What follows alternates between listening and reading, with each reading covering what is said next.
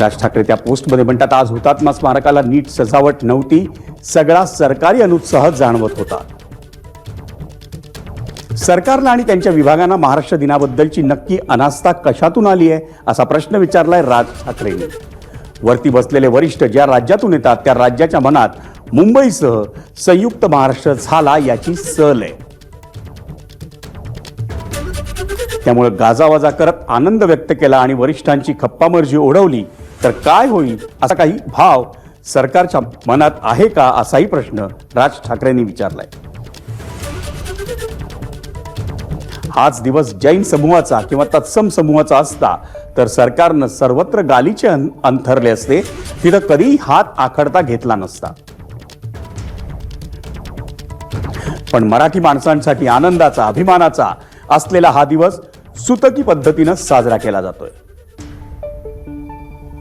मराठी माणसाला या स्मारकाचा विसर पडावा अशी सरकारची इच्छा आहे का असाही प्रश्न राज ठाकरेंनी विचारलाय.